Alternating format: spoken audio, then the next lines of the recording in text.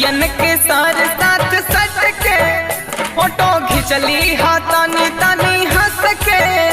सारी सखियन के सार साथ सट के ओ रही पड़ा हम व्हाट्सएप ज्वाइंट कर ग्रुपवा से। रही पड़ा हम व्हाट्सएप ज्वाइंट कर ग्रुपवा से।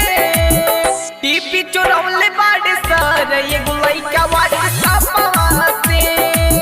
टीपी चुरौले बाड़े सर एगो लइका व्हाट्सएपवा से।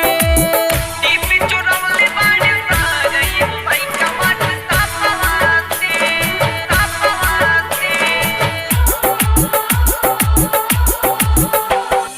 हरदम कमेंट हमारा फोटोए पे भेजे।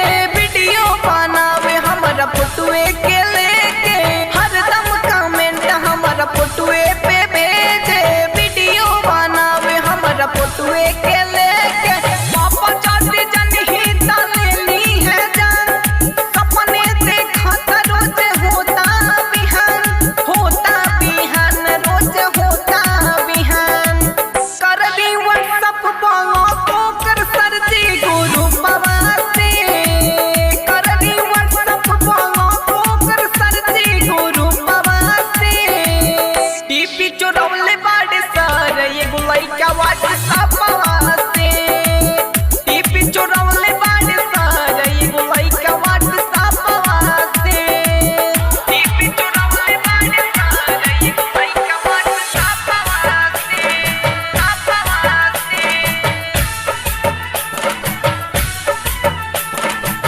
टीपी चुरौले बाड़े सर। टीपी चुरौले बाड़े सर।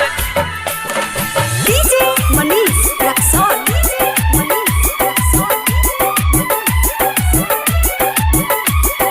फेसबुक का फोटो लाइक करे कह के रानी। उहा दीवाना सब बात जानतानी। फेसबुक का फोटो लाइक करे कह के रानी। उहा दीवाना सब बात जानतानी। प्यार हमसे करे प्रदीप तेरा से। हमरे फेरा में ऊ रहेले हरमेश। रहेले हरमेश त ऊ रहेले हरमेश। रहेले हरमेश त ऊ रहेले हरमेश। भेजे चिट्ठी राहुल वीरेंद्र दोनों यारवा से। भेजे चिट्ठी राहुल वीरेंद्र दोनों यारवा से। टीपी चुरौले बाड़े सर एगो लइका व्हाट्सएपवा से। टीपी चुरौले बाड़े सर एगो लइका व्हाट्सएपवा से। फोटो खिंचली हा तानी तानी हंस के। सारी सखियन के सार साथ सट के फोटो खिंचली हा